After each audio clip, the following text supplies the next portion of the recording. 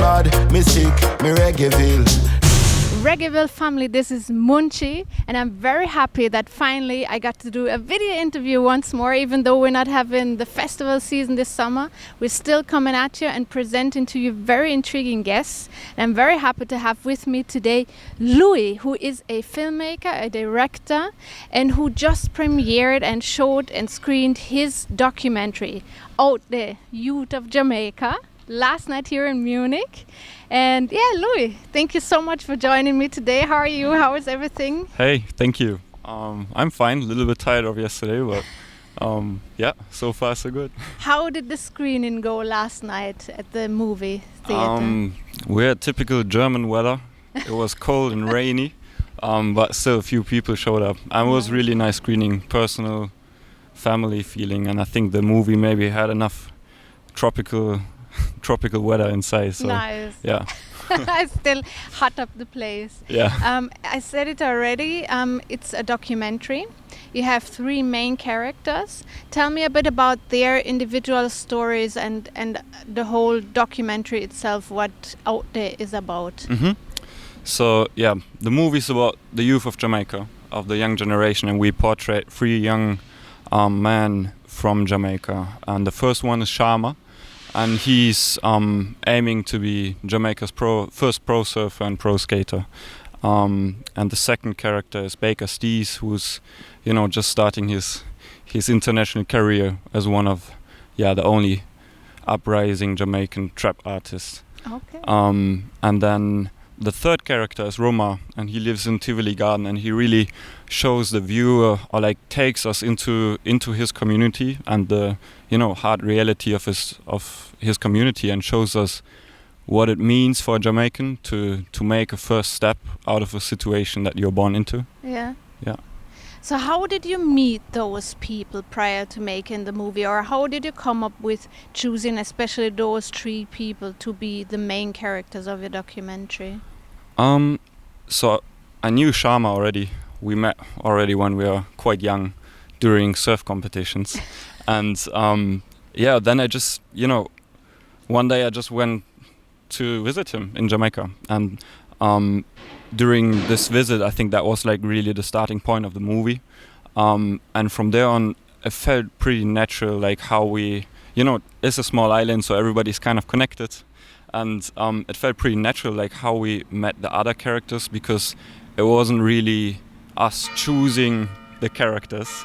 It was more that we tried to follow the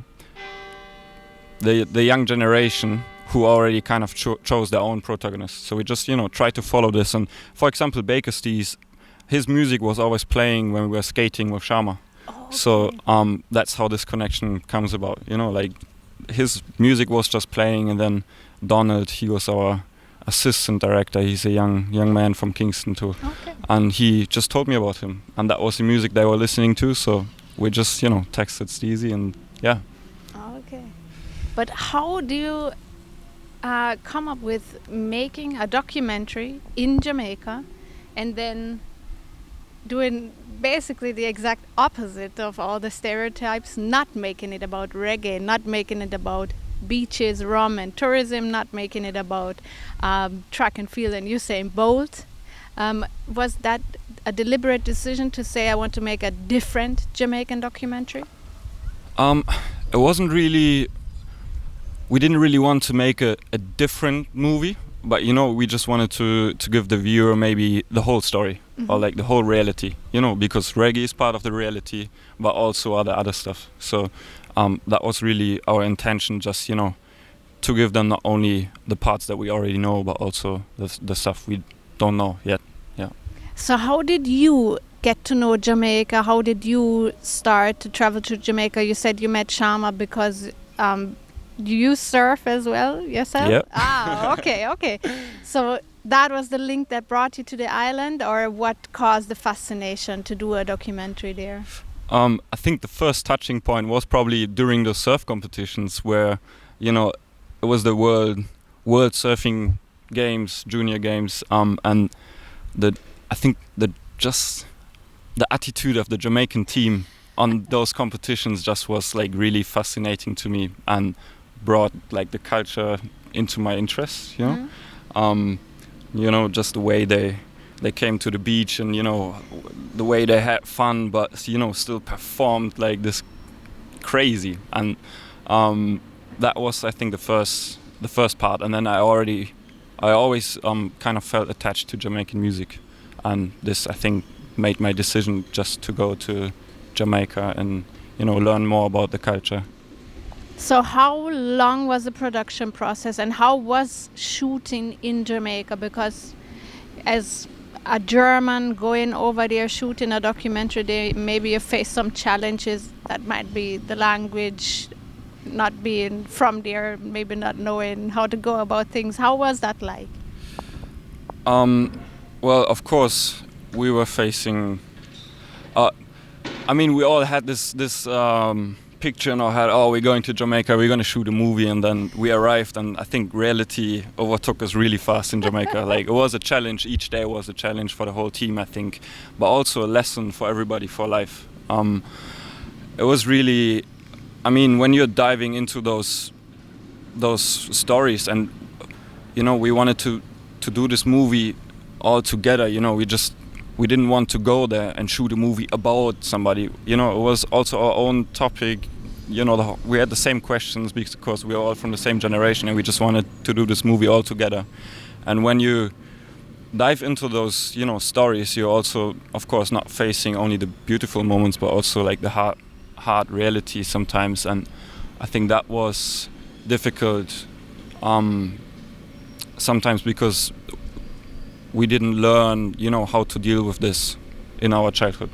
And this was a lesson for sure, but also really beautiful part of the whole process, and which took us 6 years in the end, from the first day till now. Yeah. Wow, that's a long process though.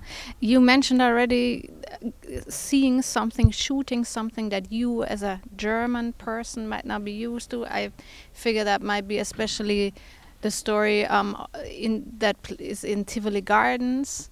How was especially shooting there? And then another challenge you probably face would be how was shooting while surfing on the water, right? Because some of the scenes are actually on water. Yeah. I mean, actually, it wasn't a big difference for us shooting in Tivoli or in those other communities.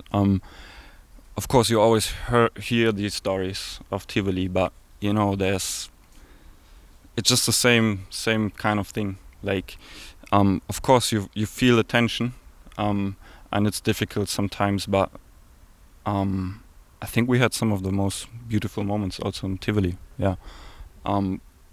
And then, yeah, in the water, of course, I surf by myself, so I really, you know, love the part of shooting in the water, and I just love the style of the Jamaican surfers and Sharma, like the way they surf, the way they approach the waves. And I mean, I didn't surf while I was shooting. I was swimming with the camera in the water, and yeah, it was really just beautiful moments out there in the water. Yeah, for sure.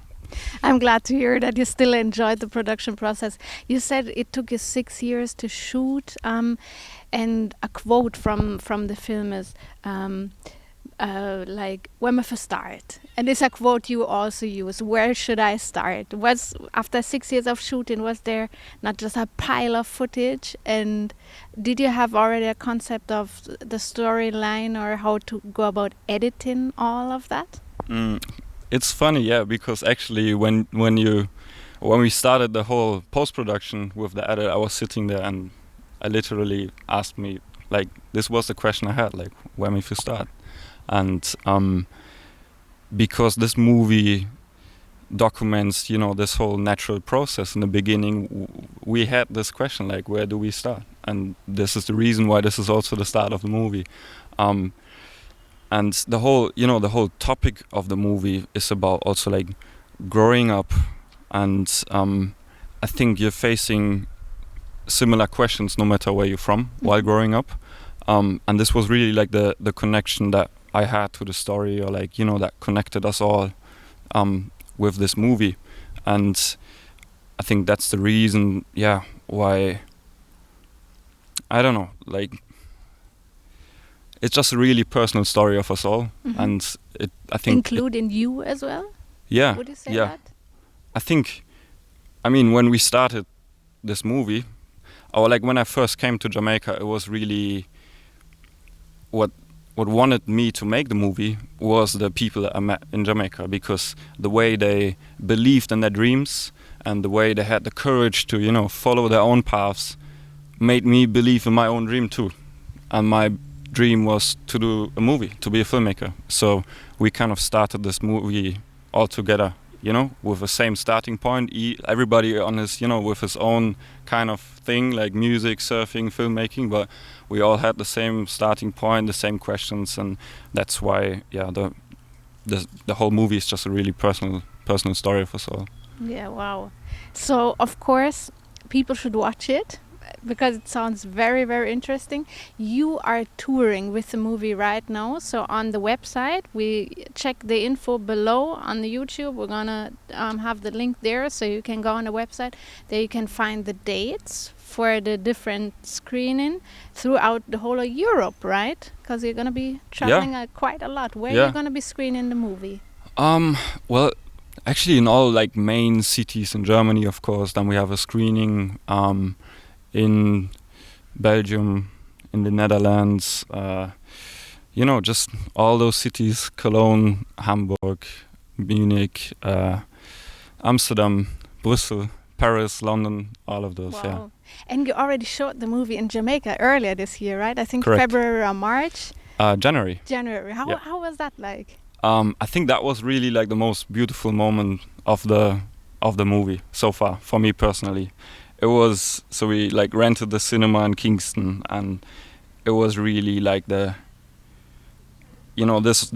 night was worth it, like the whole 6 years. It was really it was a big moment for me, and I think for everybody. You know, like none of them watched the movie before, so this was the first time we all watched it together, and yeah, it was just nice, you know, to be there. So what was the feedback from especially your three protagonists on the movie?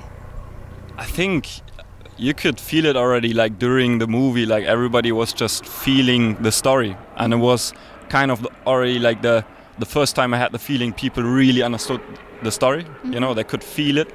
And of course Jamaicans watch the movie differently sometimes than, you know, Europeans do, or, you know, they more understand the Jamaican jokes in there where like maybe a German wouldn't understand. So yeah, it was great. Yeah. But another moment that must have been great though as well was probably because you won an award already for the documentary at the Byron Bay Film Festival, right? Yeah. So congratulations Thank on you. that. Gold for a documentary, right? Yeah, it was. So we actually won 2 awards. Wow. One, sorry. one in Byron Bay for Best Music Documentary, and then in Berlin at the Berlin Independent Film Festival for Best Feature under 100K budget. Yeah. Congratulations Thank on you. that. I mean, that's amazing, especially having in mind it's your first movie and all of that. How did that feel? Or is that something you don't have in mind when you do such a personal project? In those moments, I only wished like all the Jamaicans could be there. You know, it was really a special moment, and I wish I could have, you know, able to share it in those moments. And yeah, doing your first movie and then winning those awards, of course, is kind of, you know, like really great feeling. I'm very glad that the people show this appreciation for your work. As we said it already, you can watch the movie, go on the website and check the dates, and hopefully there is a screening in a city near you. Louis, I do thank you very much for this very interesting interview, and then hopefully all the people out there are interested now and catch it as well, and have just as much joy watching the documentary as the people at Byron Bay and Berlin and last night in Munich had. Thank you so much for giving us a little insight on OUTDEH, the Youth of Jamaica. Me bad, me sick, me Reggaeville.